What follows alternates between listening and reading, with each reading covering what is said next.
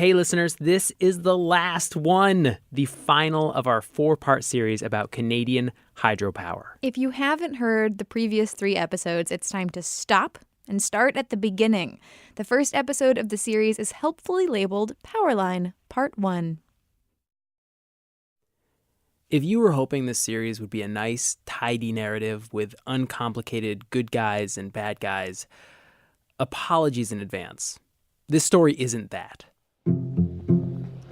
We actually always like a little bit of background. And to make that point, this is an interview we did in a town called Havre Saint-Pierre, a small community way up on the north shore of the Gulf of St. Lawrence. Think a couple 100 miles straight north from Nova Scotia.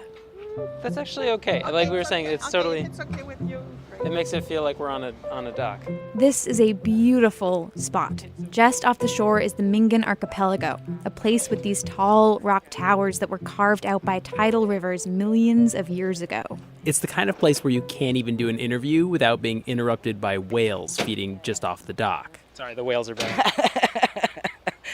They are more interesting, you know. I can understand that. Havre Saint-Pierre is a town of French Canadians. It's about 20 miles down the road from Outisde, the Innu community. And we're here talking to Sonia. Yeah, I'm Sonia Burgess. I work for Hydro-Québec. And I went to high school with the people, the native people in Outisde, because in those times there weren't any school in the community. Sonia does a job for Hydro-Québec that probably didn't exist in the early days of the company. My job is to ensure that the agreement signed by the people of Outisde and the hydro objectives are met. In other words, she's the company's point person with the Innus of Outisde, their front line. These communities, Havre Saint-Pierre and Outisde, host Hydro-Québec's newest mega project, the Romaine Complex. When it's done, it'll be 4 dams on one river. The 3rd was completed this year, and the 4th is slated for 2020. But this project has gone differently from the others we've been talking about. From the word go, Hydro-Québec has been consulting with locals, asking their opinions, making changes based on that. Consulting and accommodating as the Canadian courts now require that they do. Those objectives are, in this résumé, in summary, is to maintain their way of life. Hydro-Québec signed agreements with 4 Innu communities, including Outisde, before the Romaine project ever got underway. The exact details of those agreements are confidential, but we do know some things. Before the project, the community didn't have much money to go in the Nuchimit. Nuchimit is a Innu word meaning the territory. The deal set aside money to pay travel expenses for families headed to their traditional winter territories. It paid to establish a native-owned helicopter company. It provided funds for a community cultural center. It set aside money for workforce training and economic development. In total, it is worth $75 million over 60 years. Sonia says the Innus of Outisde are tough negotiators. They don't put up with any crap from Hydro, you know, they don't, and that's okay. They with every partnership, you know, you want something, they want something, and we communicate.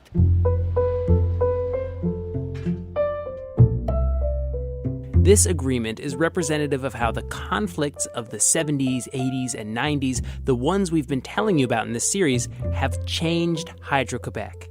It is true that Canadian Supreme Court rulings require the company to do this, but over the course of reporting the story, we've heard from some of Hydro-Québec's longest-suffering opponents that they've witnessed a real change in the types of people the company hires to interact with First Nations.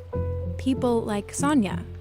I didn't told you before, but I have a niece and nephew from Outisde, so that's not my, and I'm emotional, sorry, but that's my family too, you know. So we want to do good things with the people, you know. Hydro is there's people who work for Hydro, and we have good intentions, you know. And we're not perfect, but we are working with the people, and we want to work with them. So I hope you give this message with all the rest of the message you want to give. I hope you give this one.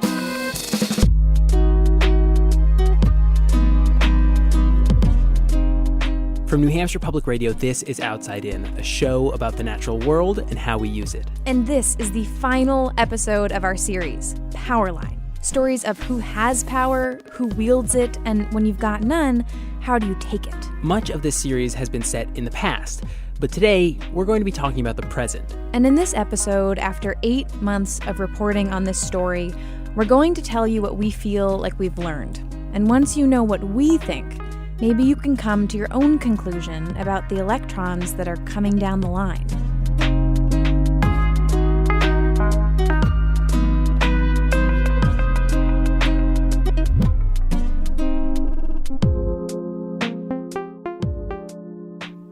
What you just heard from Sonia is definitely one of my takeaways from this story. Hydro-Québec is a different company today than it was in the 70s. It wasn't just Sonia who said this. Indigenous people who work with folks like Sonia said it too. It's still a hydropower company. Their strategic plan still says that they will find more rivers to develop in the next few years. But it's a company that does things differently and has hired people with very different values. Hydro-Québec has changed, but has it changed enough? To try to answer that, we're going to head to Outisde, the native community down the road that you heard Sonia mention. Also, side note, you are listening to the sound of someone finishing a loaf of bread that is cooked in this totally fascinating way. They bury the raw dough in hot sand and then build a fire on top. But when you put raw dough into sand, your bread is all sandy, so they scrape off the outside. We're here because this is where Hydro-Québec's latest mega project is being built. And we're talking to Réal Mackenzie.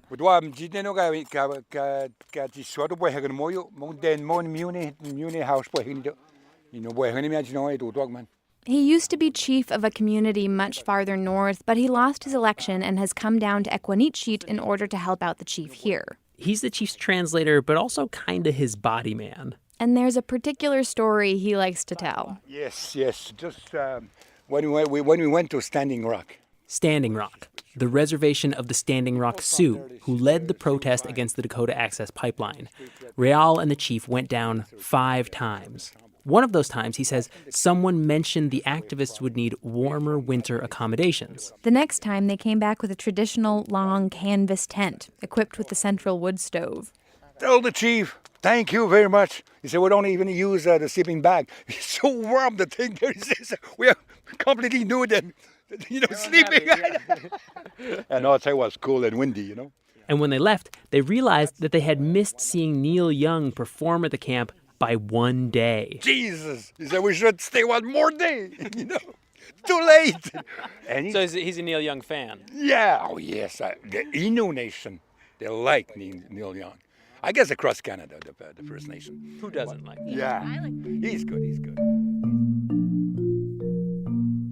We tell you this story because, in part, we could listen to Réal's stories all day. In fact, we did. But also because it speaks to how the Indigenous movement works. It's international, and it always has been. And so you had Canadian Indigenous peoples having a meeting, in mid-1970s, create, for instance, the World Congress of Indigenous People. This is Krista Schultz, a McGill professor who studies the politics of the Indigenous movement. She says very early on, these groups skipped right over their national governments and went straight to forums like the United Nations with their grievances. Canada is a strong player in the mix. Australia, New Zealand, it's happening. Also South America. What this means is that every protest, every bit of progress is, in a way, shared among the whole movement. Whenever tactics or rhetoric are successful in one place, they're adopted in other places. First Nations build on the court victories of other First Nations in their own legal fights. And right now, there are a lot of people who are feeling pretty optimistic about the place this international network of Indigenous activists is finding themselves in. Krista is one of them. They have always done so. And what has waxed and waned, and I think is on the I always forget which one's which. Wax is getting bigger. Okay, on the wax is that people are actually listening.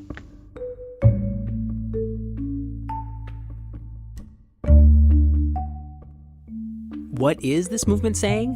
While the battle of the moment might be a pipeline or a dam or a forestry contract, there's an overarching conflict that unites these seemingly unrelated issues. And so, while Hydro-Quebec now hires people like Sonia Burgess, who do seem to be genuinely invested in the Native communities they work with, the question is, does this address that fundamental conflict? We'll dig into that question after the break.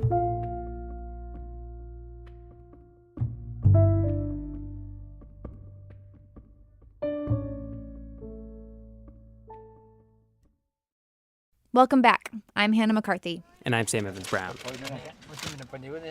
Now, one thing that became very clear on our trips up north, as long as there are people who remember the past, it's still here with us. On the day we spent with Réal Mackenzie and Jean-Charles Piatacho, the chief of Equanichit, they wanted to take us up to see the dams on the Romaine River and the locally owned and operated helicopter company the community has created. It was a 2 or 3 hour drive on dirt roads, so we got coffee to start.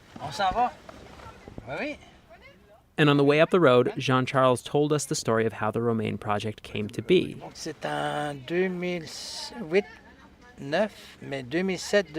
He says the project was on the books for decades before Hydro-Quebec finally came to the region in 2007 or 2008. The company was offering to negotiate a benefit package with the 4 Innu communities affected by the project. But the chief and his council were resolutely opposed to sitting down with the company. Outside the leadership, though, there was division. Some people, they were really willing to not touch the land, and the other half looking for jobs, because most of the Innu communities, they're poor. One by one, the 4 Innu communities split off to cut their own individual deals with Hydro-Quebec. Soon, people from Equanichit began to ask Jean-Charles to do the same. See, that's one of the strategy coming from hydro, governments or mining companies. They know us. They know us. They know how we divided. They know if they divided us, they're going to win their position. You understand? He and the band council decided to put it to a vote. They held a referendum, and 70% voted in favor of allowing Hydro to build the project and to make the deal. La déception, comme tout le monde, sauf qu'il fallait accepter. He was disappointed, but according to the people's decision, he had to accept it, you know. After about 45 minutes of driving, it's late afternoon. The chief has the radio on, and we pull up to the first security checkpoint. It's across from this giant, empty workforce housing complex that used to hold the construction crews for the second Romaine Dam, finished back in 2014. Oh, moi j'en ai. You have your passport, guys? There are 2 guards in the gatehouse, looking over our IDs. Earlier in the day, when the chief told us that he wanted to take us up the river, he had called ahead with our passport numbers. But when we get to the gate, the guard tells us we needed to ask for security clearance at least 48 hours in advance, and so we can't go on. Well, the chief is a little bit surprised there, but usually said that with my guests, I don't have problem. He was mad. He didn't buy this 48 hours business. He was the chief, and we were his guests. He started to make calls to his contacts higher up within Hydro-Quebec, and at first, Réal was taking this all in stride. Okay, a lot of people now, they're in the phone because the chief is upset. He just called one of the vice presidents in Montreal. The calls bounce around for a while, but eventually he gets somebody at Hydro-Quebec on the line, a manager of Aboriginal affairs. Mais moi, je suis bloqué ici, là. Demain, je veux revenir, mais pour bloquer l'accès. Ça marche pas, là. Ça fait 2 fois que ça m'arrive. Here he's saying that this is the second time he's been blocked at the gate with guests, and that if they don't open the gate and let him through, he's going to come back with his friends and blockade the road. C'est pas pourquoi on est bloqué ici. Ce sont mes invités. This is not an idle threat. In fact, during the construction of the Romaine, the road was blocked twice by locals making various demands of Hydro-Québec. Both times, work on the project stopped. After an hour of calls and waiting in the car, the chief finally gets word back that his contact at Hydro-Québec is not going to get us through. The answer is no. We turned around and drove back toward the coast. Jean-Charles was absolutely fuming. He had stopped speaking French and was now only speaking to us in Innu, meaning Réal had to translate everything. I know the guys working at the security at the gate there. They refuse the chief. For him, it's humiliated, you know? Humiliated. Humiliated. You know that's what I mean? For him, he take it like humiliation. So his chief is humiliated now. So next, I don't know what's going to happen. We call that diplomatic incident. He was angry because he had lost face. The chief had been turned away by a lowly security guard. And now he was turning on us, angry that we had done interviews with Hydro-Québec. But you meet these guys too. Because on that case, the chief said, if I knew you're going to meet also Hydro-Québec, well, I wouldn't accept you guys to meet you. That's what he's saying. You understand? Yeah, I mean... So he is a little bit upset, and I understand too. You know, he was probably hoping, the way he said, the chief, no Hydro-Québec in the picture. You're coming here for the chief, and you want to hear from the chief, well, it's only the chief. No Hydro-Québec around. He said, if I knew that, fine.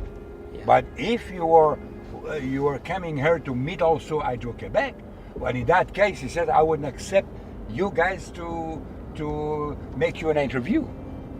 Is there a reason why? Because for us to do a story you understand? About... Yeah.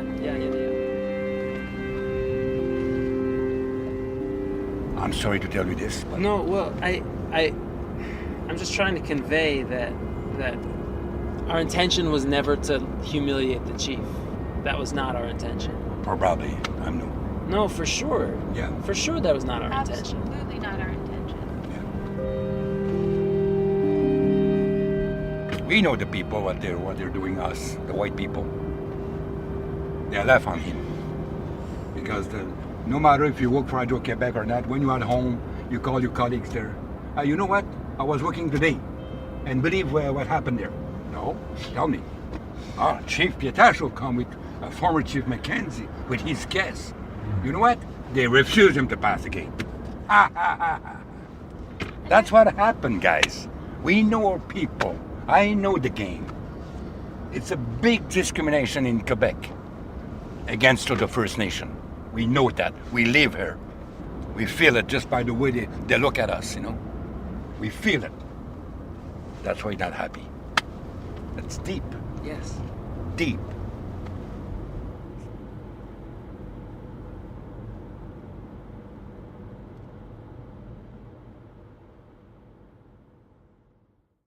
Remember, this is a community that voted 70% in favor of making a deal with Hydro-Québec.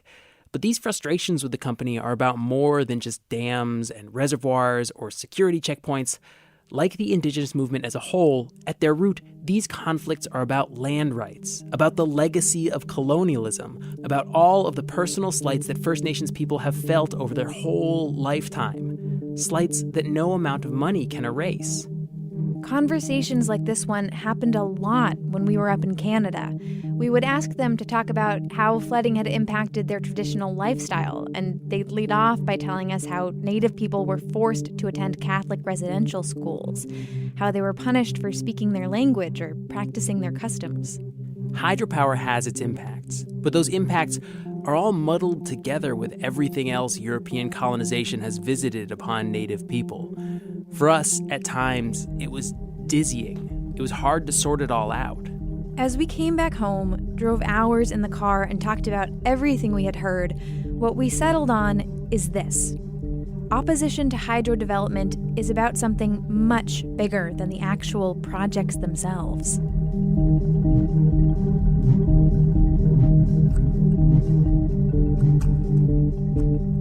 A feature of the way the electric grid works is that it's impossible to say exactly where your energy is coming from. Coal, natural gas, nuclear, it's all feeding into the same system, and your average consumer doesn't get a say in the provenance of the electrons they use. The same is true of Canadian hydro. We can't really know where the energy that Hydro-Quebec sells to New England comes from. We don't know if it comes from the projects that were built on the Pessimits territory back in the 50s and 60s, projects that flooded native camps with no advanced notice. It was unconstitutional, illegal, totally illegal. We don't know if it comes from the first phase of the James Bay project, which was built against the wishes of the Cree, but did eventually result in them getting more than $100 million to build up their local institutions. I'm a Cree.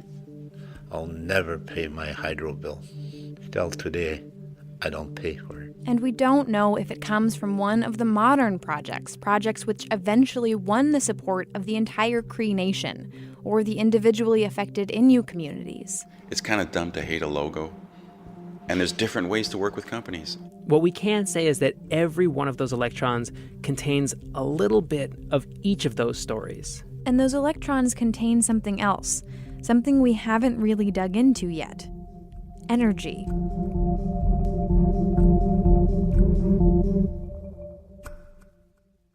We started the series by telling you how Massachusetts really wants to connect to this energy source, wants to use Canadian hydropower to meet this really aggressive goal of cutting back its emissions. And that's what makes this narrative so complicated. Hydro-Quebec is not the Dakota Access Pipeline. We're talking about renewable energy. We're talking about a source that, while it does emit some carbon, doesn't put out a lot. And this is kind of the elephant in the room here. We're talking about climate change, too. Everywhere we went, we were asking Native people what New Englanders should think about this power. When we were in Chesapeake, we talked to Violet Pachano, former chief of the community, who spent decades fighting against hydro development. The first thing she said was how much she appreciated her electric washing machine, how much easier it was than heating river water on a pot over a fire, like she did as a child. And for me, I would say that I guess there's some guilt in appreciating the power, making life easier, work easier. Yeah, I guess it should just be in the conscience of people what's happening and where this comes from and what had happened. But like you say, what do we do about global warming, you know? And people are talking about it too, like the elders, they talk about the difference, what was then, how the winters were, and the summers. And I remember all that. And now, like, this river doesn't freeze. And later that same day, Robert Kanatawa, one of the original signers of the James Bay and Northern Quebec Agreement, he went even further. I sort of, it's kind of surprised, but I sort of believe in hydro, the way they advertise their power.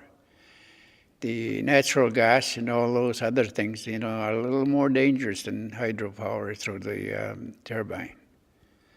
So it's a little surprising to hear someone who was a negotiator at the James Bay Northern Quebec Agreement say that you think hydro is a good source of power. More and more people are going to be born with that. Power will be required no matter what you think. No matter how you hate hydropower, a lot of people will require that.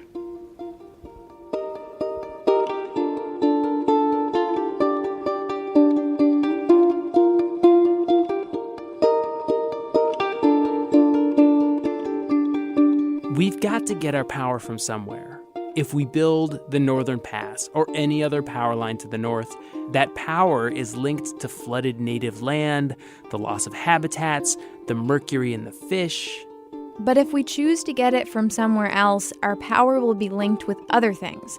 Mountaintop removal mining and black lung, or fracking and methane emissions. When you say no to one source of power, you say yes to something else. And no matter what source you name, I can give you a dedicated constituency that has legitimate grievances with that source. Think we should be building offshore wind farms?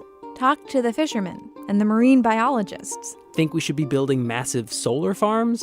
Talk to the open space advocates or the grid's electrical engineers. Maybe that means that if anyone tries to tell you that there's an easy answer when it comes to this power source, maybe tell them to think it over. To think it all over one more time.